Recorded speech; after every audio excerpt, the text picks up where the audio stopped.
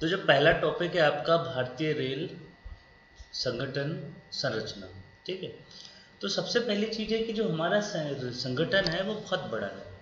हमारा जो संगठन है इंडियन रेलवे की यदि मैं बात कर लूँ तो इंडियन रेलवे बहुत बड़ा है। अगर मैं इसकी बात करूँ तो ये फिर आपका कहाँ से है, तो आपका पूरा का पूरा कहना चाहिए कि जम्मू कश्मीर से लेके कन्याकुमारी तक, इधर आपका वेस्ट से लेके नॉर्थ तक, सब जगह तक ये फैला पड़ा हुआ है। ठीक है, तो जब इतना ज़्यादा फैला हुआ है तो उतने सारे को मैनेज करना है तो सारा का सारा जो प्रभार होता है, सबसे पहले अगर हम रेलवे की बात करेंगे तो रेलवे में जो सबसे बड़ा जो हमारा डिपार्टमेंट होता है वो सबसे ऊपर किसको रखा गया है, रेल मंत्रालय को। किसको रखा गया है, रेल मंत्रालय को। सबसे ऊपर कौन है, रेल मंत्रालय है। जो रेल मंत्रालय ये किसको रखा गया, सबसे ऊपर रखा गया। अब रेल मंत्रालय हमारा सबसे ऊपर है, ठीक है। अब रेल मंत्री एक है, रेल मंत्रालय का सबसे बड़ा हेड कौन हो जाएगा, रेल मंत्री हो जाएगा। रेल मंत्री तो एक ही रहेगा या।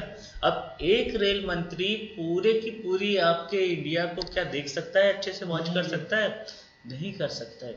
इसीलिए एक रेल मंत्री की सहायता करने के लिए उसके पास दो आपके क्या रखे जाते हैं भाई, राज्य मंत्री रखे जाते हैं। ठीक है, एक डी ग्रेड का, एक जे ग्रेड का। ठीक है, ये क्या रखे जाते हैं, दो राज्य मंत्री। मतलब एक रेल मंत्री के अंदर में क्या होते हैं, दो राज्य मंत्री होते हैं। और उन दो राज्य मंत्रियों के अंदर में जो होता है वो हमारा पूरा का पूरा रेलवे बोर्ड होता है। बात समझ में आ रही नहीं आ रही है, ठीक है। तो सबसे पहले वही चीज़ है कि सबसे पहले जो हमारा होता है, जो ऑर्गेनाइजेशन होता है, सबसे पहले मिनिस्टर ऑफ रेलवे होगा। मिनिस्टर ऑफ रेलवे जो रहेगा उसके अंडर में दो आपका मिनिस्टर ऑफ आपका स्टेट रहते हैं जिनको राज्य मंत्री बोलते हैं। ठीक है, जो उसकी किसकी हेल्प कर रहे हैं, रेल मंत्री की हेल्प करते हैं। पूरा इंडिया बहुत बड़ा है, उसको दो भागों में बांट दिया जाता है और बोला जाता है कि भैया ये भाग ये राज्य मंत्री देखिए संभालेंगे और इस हिस्से को ये वाले आपके राज्य मंत्री संभालेंगे। ऐसे दो भागों में इसको क्या कर दिया गया है, बांट दिया गया है। उसके नीचे बात करें तो जस्ट रेल मंत्रालय मतलब जो मिनिस्ट्री ऑफ रेलवेज के जो नीचे आएगा वो आएगा फिर आपका क्या, आपका रेलवे बोर्ड आएगा। दूसरा जो उसके नीचे जो ऑफिस रहेगा वो कौन सा रहेगा, रेलवे बोर्ड का रहेगा। तो जो रेलवे बोर्ड रहेगा, रेलवे बोर्ड का जो प्रमुख होता है, हमारा जो मुखिया होता है वो होता है चेयरमैन ऑफ रेलवे बोर्ड। ठीक है, ठीक है, इसको सीआरबी भी बोलते हैं। इसे क्या बोलते हैं, CRB, chairman of railway board. इसको सीईओ भी बोलते हैं। अभी इसको नया नाम में और एक दे दिया गया है, क्या दे दिया गया है, सीईओ। क्या दे दिया गया है, सीई और ओ, इसको सीईओ भी कहा जाता है। ठीक है, तो आपका चेयरमैन ऑफ रेलवे बोर्ड या इसको सीईओ भी कहते हैं। ये क्या होता है, रेलवे बोर्ड का प्रमुख होता है। ये कौन होगा, आपके रेलवे बोर्ड का प्रमुख होगा, मेन आदमी रहेगा रेलवे बोर्ड का। उसके बाद फिर बात करते हैं हम, तो जो ये हमारे चेयरमैन हैं, अब चेयरमैन तो रेलवे बोर्ड में है, एक रहेगा। उसके अंदर में क्या रहता था, पहले जो रहता था जितने भी डिपार्टमेंट होते थे हर डिपार्टमेंट का एक मेंबर होता था, जिससे बोलते थे member of engineering, member of आपका electrical, member of finance, member of आपका ये ऑपरेटिव। ये सारे के सारे हर डिपार्टमेंट जितने भी हमारे डिपार्टमेंट है सबका एक एक मेंबर रेलवे बोर्ड में बैठा करता था। लेकिन जो नया स्ट्रक्चर बना है उसमें उन सारे मेंबरों को क्या कर दिया गया, हटा दिया गया। अब वो कोई मेंबर किसी का नहीं है। इवन हमारा मेंबर ऑफ इंजीनियरिंग भी वहाँ पर अब बैठा हुआ नहीं है। अब जो हमारा प्रतिनिधि बैठा हुआ है वो बैठा हुआ है मेंबर ऑफ इंफ्रास्ट्रक्चर। कौन बैठा हुआ है, मेंबर ऑफ इंफ्रास्ट्रक्चर। मतलब मोस्टली यदि मैं इस पर यदि बात करूं तो मेंबर ऑफ इंफ्रास्ट्रक्चर हमारा है। तो अब जो बैठा हुआ है वहां पर ऊपर रेलवे बोर्ड में, तो रेलवे बोर्ड में सबसे ऊपर तो आपको कौन सा हो गया, चेयरमैन हो गया। ठीक है, सबसे ऊपर क्या हो गया, आपका चेयरमैन हो गया। अब चेयरमैन के जो नीचे रहेंगे ये सिर्फ 4 लोग हैं। चेयरमैन के नीचे अब जो उतने सारे हमारे member of engineering, member of SNT, member of mechanical, member of आपका इलेक्ट्रॉनिक, मेंबर ऑफ आपका जितने भी मेंबर्स हुआ करते थे वो सब को क्या कर दिया गया है, अब वापस कर दिया गया है। और अब सब की जगह क्या रख दिया गया, सिर्फ 4 अधिकारियों को वहाँ पर डिप्यूट किया गया है। कितने अधिकारी रहेंगे बस, अब 4, जो वहाँ पे जोन में, मतलब जोन कह रहा हूँ, रेलवे बोर्ड में बैठेंगे। अब कौन कौन है, सबसे पहला जो है वो है member of traction and rolling stock. एक ये कौन सा है, आप जो एक बांटा गया, सबसे पहला है ट्रैक्शन एंड रोलिंग स्टॉक का होगा, ठीक है, जिसमें से ये जितनी भी गाड़ियां चल रही हैं, टैक्सन मतलब गाड़ियां चल रही है, रोलिंग स्टॉक मतलब जो ये उसके चल रहे हैं ना, ये सारे के सारे जो डिपार्टमेंट रहेंगे वो सब किसके अंडर में आ जाएंगे, मेंबर ऑफ ट्रैक्सन के अंदर या रोलिंग स्टॉक के अंदर। दूसरा एक बैठता है मेंबर ऑफ इंफ्रास्ट्रक्चर, दूसरा एक बैठेगा, क्या बैठेगा आपका, मेंबर ऑफ इंफ्रास्ट्रक्चर। तो जो मेंबर ऑफ इंफ्रास्ट्रक्चर है इसके अंदर में इंजीनियरिंग डिपार्टमेंट को रखा गया है। मतलब इंफ्रास्ट्रक्चर मतलब जो भी कंस्ट्रक्शन हो रहा है, जो भी इंफ्रास्ट्रक्चर नया बन रहा है, तो वो सारा का सारा जो रहेगा वो किसके अंदर में रहेगा, मेंबर ऑफ इंफ्रास्ट्रक्चर, ठीक है, जिसको बोला जाता है हिंदी में अवसंरचना, ठीक है, अवसंरचना। तो उससे अच्छा मेंबर ऑफ इंफ्रास्ट्रक्चर ज़्यादा सही है, ठीक है। तो जो पहला बता दिया, 4 भागों में रेलवे उसको बांटा गया है, रेलवे बोर्ड को। सबसे पहला है मेंबर ऑफ ट्रैक्सन और रोलिंग स्टॉक, ठीक है, जिसमें MNT NSR है। और दूसरा जो बांटा गया है वो मेंबर ऑफ इंफ्रास्ट्रक्चर है। दूसरा किसको बांटा गया, मेंबर ऑफ इंफ्रास्ट्रक्चर, ठीक है। अब मेंबर ऑफ इंफ्रास्ट्रक्चर में कौन कौन आएंगे, सारे इंजीनियरिंग डिपार्टमेंट। इंजीनियरिंग मतलब जितने भी आपके जो भी होंगे, जैसे कि आपका हमारा इंजीनियरिंग डिपार्टमेंट इसी के अंडर में आएगा, इवन SNT डिपार्टमेंट इसी के अंदर आएगा, इवन CNW, मैकेनिकल, जितने भी जो इंजीनियरिंग ब्रांच से संबंधित जितने भी होंगे, चाहे वो मैकेनिकल ब्रांच हो, चाहे इलेक्ट्रॉनिक ब्रांच हो, चाहे आपका सिविल इंजीनियरिंग ब्रांच हो, ये जितने भी इंजीनियरिंग से संबंधित जितने भी रहेंगे, जितने भी ब्रांचेस रहेगी, वो सब किसके अंदर में आ जाएगी, मेंबर ऑफ इंफ्रास्ट्रक्चर। अब ये पहला और ये हो गया आपका दूसरा। तीसरा जो रखा गया है वो member of operation and business development. तो तीसरा जो मेंबर जो बनाया गया है वो member of operation and business development मतलब सिंपल सी चीज है, जो तीसरा मेंबर रहेगा उसका सिर्फ एक ही काम रहेगा, बिजनेस को क्या करना, डेवलप करना, बिजनेस को क्या करना, ऑपरेशन करना। बात समझ में आ रही है नहीं आ रही है? तो ये जो तीसरा मेंबर सिर्फ बिजनेस देखने के लिए बनाया गया है कि भैया किस टाइप से हम अपने रेलवे के बिजनेस की ग्रोथ को बढ़ा सके। और जो चौथा नंबर हमारा जो मेंबर है वो है मेंबर ऑफ फाइनेंस। कौन सा है ये, मेंबर ऑफ फाइनेंस। इस तरह से अब रेलवे बोर्ड में जितने भी सदस्य थे उनको हटा के सिर्फ इन 4 सदस्यों में कन्वर्ट कर दिया गया है। पहला member of Turkson rolling stock जिसको बोलते हैं, फिर मेंबर ऑफ इंफ्रास्ट्रक्चर, फिर member of operation business development, ठीक है, और आखिरी जो चौथा था वो मेंबर ऑफ क्या हो जाएगा, फाइनेंस हो जाएगा, ठीक है।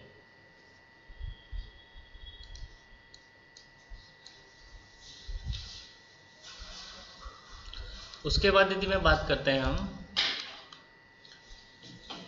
तो ये डायरेक्ट उसके बाद क्या होता है कि इनके अंडर में और भी होते हैं, जैसे director of general, director of general HR, ये कुछ जो जनरल होते हैं वो उनके डायरेक्टर रहते हैं, वो उनके अंडर में रहते हैं, ठीक है, जिसका हमारे जोन से ओपन लाइन से कोई लेना देना नहीं होता, ठीक है।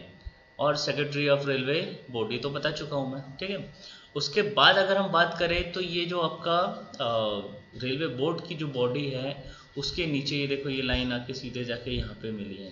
तो ये जो अंडर रहते हैं, इनके अंडर में ये जो 4 भाग रहते हैं जो डायरेक्ट किसके अंडर में रहते हैं, आपका रेलवे बोर्ड के अंदर में। रेलवे बोर्ड के अंदर में क्या क्या रहेंगे, सबसे पहले जो आएगा वो आएगा जोनल रेलवे ओपन लाइन, मतलब जो हमारे रेलवे की जो ओपन लाइन है उसका जोनल रेलवे, जैसे जिसको हमारा जोन बोलते हैं, ठीक है। तो ये जोन जितने भी होंगे सब किसके अंडर में आएंगे, रेलवे बोर्ड के अंदर में।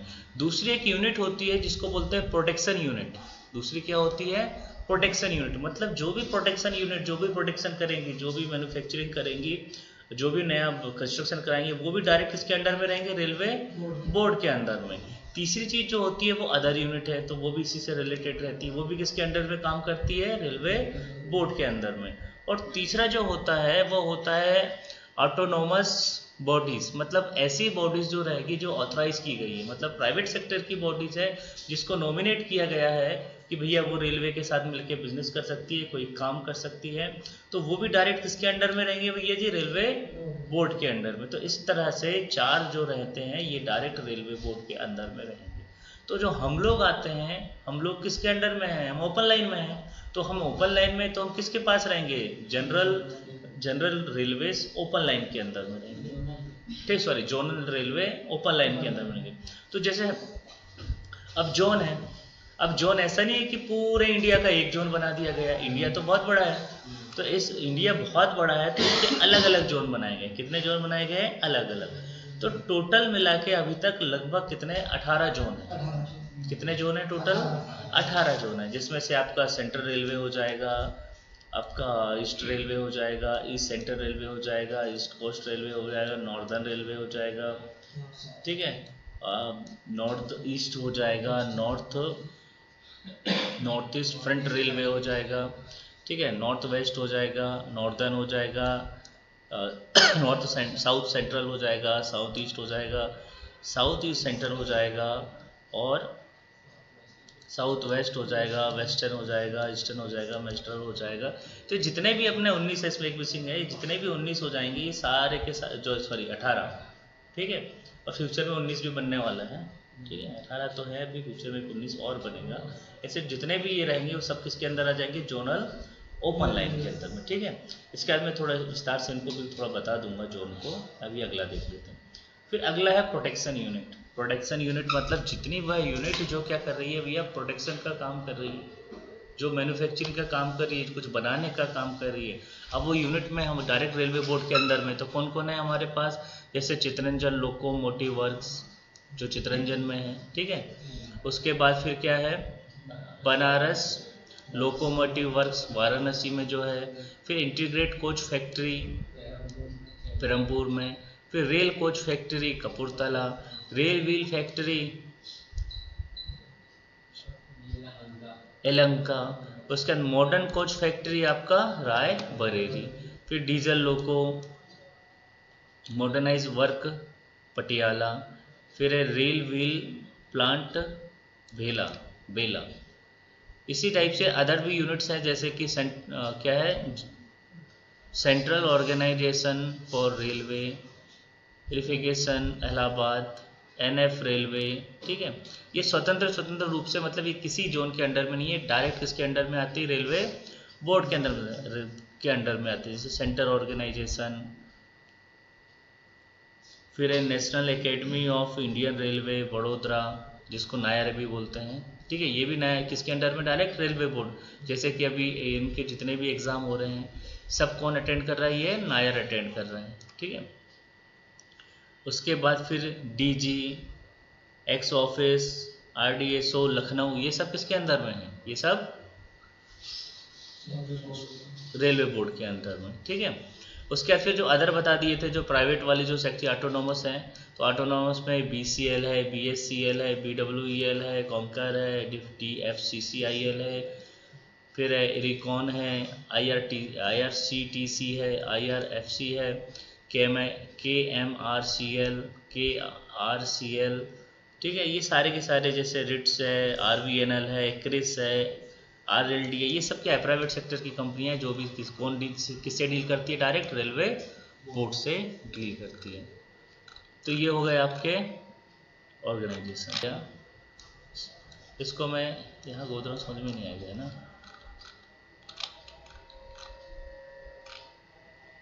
चलो, ये देखो, इसको मैंने क्या कर दिया? बांट दिया, ठीक है। अब जो ये बीच में जो दिख रहा है, इसको क्या बोलेंगे? हमारा बीच का सेंटर है, तो ये क्या हो जाएगा? मेरा सेंट्रल रेलवे, ठीक है। सेंट्रल रेलवे का मुख्यालय कहाँ पर है आपका? चर्च गेट मुंबई में, ठीक है। ये नॉर्थ हो जाएगा, ठीक है। ये आपका साउथ हो जाएगा, ये ईस्ट हो जाएगा, और ये हो जाएगा आपका वेस्ट हो जाएगा। तो ठीक है, तो नॉर्थ रेलवे कहाँ पर है आपका? दिल्ली। देखो, नॉर्थ का सबसे बड़ा शहर दिल्ली, दक्षिण का सबसे बड़ा शहर क्या हो जाएगा आपका? चेन्नई हो जाएगा। ईस्ट का सबसे बड़ा शहर क्या हो जाएगा आपका? कोलकाता, ठीक है। और वेस्ट का सबसे बड़ा शहर कौन सा हो जाएगा आपका? मुंबई, ठीक है। तो ये मोस्टली 4 शहरों में ये हो गया। अब मैं क्या करता हूँ, इसको भी दो दो भागों में आपस में क्या कर देता हूँ? बांट देता हूँ। तो इसको बांटने के पहले एक काम करता हूँ ना, इन्हीं को दो दो भागों में बांट देते हैं अपन। इन्हीं को क्या कर देते? दो दो भागों में बांट देते हैं। अब ये जो हो जाएगा, इसको क्या बोलेंगे? NCR, ठीक है। NCR बीच में है, तो ये N भी हो जाएगा, और ये क्या हो जाएगा? C भी हो जाएगा। तो NCR रेलवे का मुख्यालय कहाँ पर है? इलाहाबाद में है, ठीक है, जिसको अब क्या बोलते हैं, जिसका नाम बदल गया ना, प्रयागराज। ठीक है, उसके बाद यहाँ की अगर बात करेंगे तो जब ये बाद है, इलाहाबाद है, तो यहाँ पे भी क्या आता है, ये भी क्या हो जाएगा, साउथ सेंट्रल रेलवे हो जाएगा, SCR। तो यहाँ इसके पीछे भी बाद, इसके पीछे भी बाद है, तो ये क्या हो जाएगा आपका सिकंदराबाद। अगर यहाँ की बात करें तो WCR, अपना जोन क्या है, WCR है, तो अपन WCR ये है, तो जब WCR का मुख्यालय कहाँ पर है, जबलपुर। ठीक है, अब इधर भी पुर है, अब यहाँ क्या हो जाएगा, ईस्ट सेंट्रल रेलवे, ECR का मुख्यालय कहाँ हो जाएगा, हाजीपुर। ये भी पुर, ये भी पुर, तो ये क्या हो जाएगा आपका हाजीपुर। ठीक है, अब इसको भी हम क्या कर देते हैं, और इसको दो भागों में बांट देते हैं। ये नॉर्थ है और ये वेस्ट है, तो इसको क्या बोलेंगे, नॉर्थ वेस्ट कह देंगे। तो नॉर्थ वेस्ट का मुख्यालय कहाँ पर क्या हो जाएगा, जयपुर हो जाएगा। ठीक है, इस तरफ चले जाएंगे तो ये हो जाएगा आपका south east railway. South east railway का मुख्यालय कहाँ पर है, कोलकाता ही है। साउथ ईस्ट का मुख्यालय कहाँ पर है, कोलकाता ही। यहाँ पे बात करेंगे तो ये हो जाएगा आपका नॉर्थ और ये हो जाएगा ईस्ट। नॉर्थ ईस्ट का मुख्यालय कहाँ पर है, गोरखपुर। नॉर्थ ईस्ट का मुख्यालय गोरखपुर। अब यहीं पे इसको देखेंगे तो क्या हो जाएगा, south west railway. South west railway का मुख्यालय कहाँ पर है, हुबली में। ठीक है, अब क्या करें भाई, इसको भी बांट देते हैं, इसको भी दो भागों में बांट देते हैं। तो यहाँ जो बटा हुआ ये क्या हो जाएगा, south east central railway, ACCR का मुख्यालय कहाँ पर हो गया, बिलासपुर में। ठीक है, अब ये जो है ये अभी बना नहीं है पर बनने वाला है। ये अभी जिसकी बात कर रहा हूँ ये बना नहीं है लेकिन बनने वाला है। अब ये कौन सा हो जाएगा आपका, north west central railway. North west central railway का भी मुख्यालय भी क्या हो जाएगा, मुंबई होगा। क्या हो जाएगा, मुंबई हो जाएगा। उसके बाद फिर एक रेलवे यहाँ पर है जो कौन सी है, मेट्रो। ठीक है, मेट्रो का मुख्यालय भी कहाँ पर है, कोलकाता में। मेट्रो का मुख्यालय भी कहाँ पर है, कोलकाता में। उसके बाद फिर हम बात करते हैं, देखो यहाँ पर एक समुद्र है, तटीय रेखा है ना, तो क्या कहेंगे इसको, east coast railway. East coast नहीं, अभी मैं इसकी बात कर रहा हूँ, किसकी बात कर रहा हूँ, सीमांतर रेलवे की। ठीक है ना, पहले ही क्या होता था, ओनली ये क्या होती थी, सिर्फ तटीय सीमांत रेलवे कहलाती थी। ठीक है, लेकिन अब इसको बांट दिया, एक पूर्व तटीय हो गया और एक दक्षिण तटीय हो गया। तो जो पूर्व तटीय रेलवे है उसका मुख्यालय कहाँ पर है भैया, इसका मुख्यालय भुवनेश्वर में। कहाँ पर है, भुवनेश्वर में। एक इसी को बोल दिया गया दक्षिण तटीय रेलवे।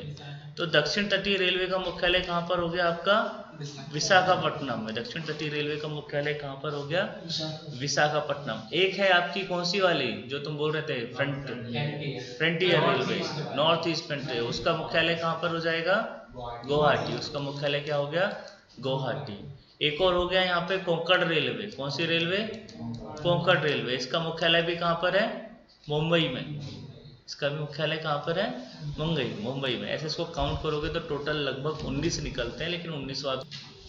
चलो इसके आगे और थोड़ी चर्चा कर लेते हैं। ठीक है, कि देखो भाई, छोड़ दूंगा अभी टी ब्रेक को थोड़ी देर बाद। ठीक है, ये हमने चर्चा कर लिया किसके बारे में भाई, ये जो हमारा जितना भी जोन है, जोन में जितने भागों में बांटा गया है, मुख्यालय कहाँ कहाँ है, उस पर सब पे बात कर लिया।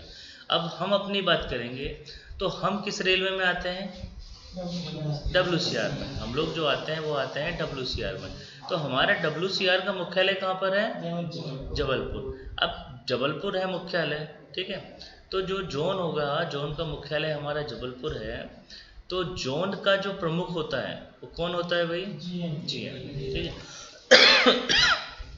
तो जो जोन होगा, तो जोन में जो बैठे होंगे, जो हेड होंगे, जो होंगे वो कौन होंगे, हमारे GM साहब। कौन होंगे, GM। अब एक अकेले GM साहब क्या पूरे जोन को देखेंगे, नहीं देखेंगे। तो उनके भी दो हेल्पर होते हैं, उनके भी दो सहायक होते हैं, जिनको हम AGM कहते हैं। क्या बोलते हैं, AGM। तो GM के अंडर में जो आते हैं वो AGM आते हैं, जो उनकी क्या करते हैं, सहायता करते हैं। अब इन AGM के अंडर बात कर लेंगे तो जितने भी अधिकारी हैं, सारे के सारे डिपार्टमेंट के अधिकारी जो आते हैं जो वहाँ के क्या होंगे, PHOD होंगे। क्या हो जाएंगे वहाँ के, PHOD। PHOD का मतलब होगा principal head of department. PHOD का मतलब क्या होगा, प्रिंसिपल हेड ऑफ डिपार्टमेंट। मतलब देखो जोन की अगर मैं बात करूँ तो जोन में सबसे प्रमुख कौन होगा, जनरल मैनेजर। ठीक है, जोन जनरल मैनेजर के नीचे 2 AGM होंगे। उन AGMओ के अंदर फिर सारे डिपार्टमेंटों के प्रमुख रहेंगे, प्रिंसिपल PHOD। तो प्रिंसिपल हेड ऑफ डिपार्टमेंट। अगर हम लोग तो इंजीनियरिंग डिपार्टमेंट के, तो हम अपनी बात करेंगे तो हमारे अंडर में जो PHOD जो हमारे होंगे वो क्या होंगे, PCE, प्रिंसिपल चीफ इंजीनियर। ऐसे ही हर डिपार्टमेंट के क्या रहेंगे, PHOD रहेंगे। ठीक है, तो अगर एग्जाम में क्वेश्चन आता है कि जोन का सबसे बड़ा अधिकारी कौन होता है, तो GM होगा। ठीक है, अगर क्वेश्चन ये आता है कि जोन में इंजीनियरिंग डिपार्टमेंट का सबसे बड़ा अधिकारी कौन है, तो PC होगा।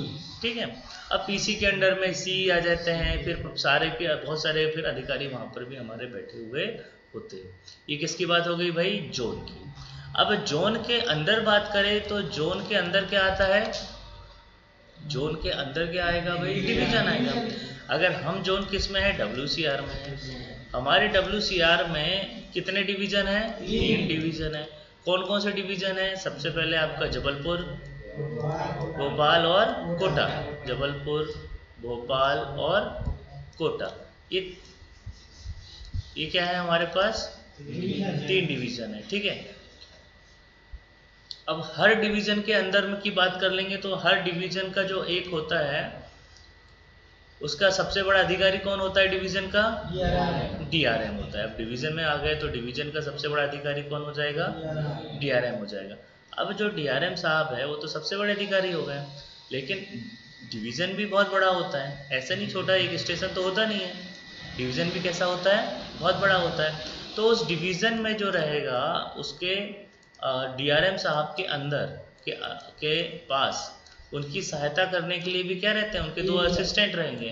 तो हर जैसे 2 ADRM रहेंगे, 2 क्या रहेंगे, ADRM रहेंगे। तो ADRM के इनके जैसे हमारी बात करेंगे तो यहाँ भी इनके कार्यों को अलग अलग बांट दिया गया है। जैसे एक टेक्निकल फील्ड देखते हैं, एक प्रशासनिक फील्ड देखते हैं। ऐसे इनके वर्किंग के आधार पे 2 ADRM अलग अलग नॉमिनेट कर दिए जाते हैं, जिससे DRM साहब के काम को क्या जो लोड होगा उसको क्या कर सके, कम कर सके।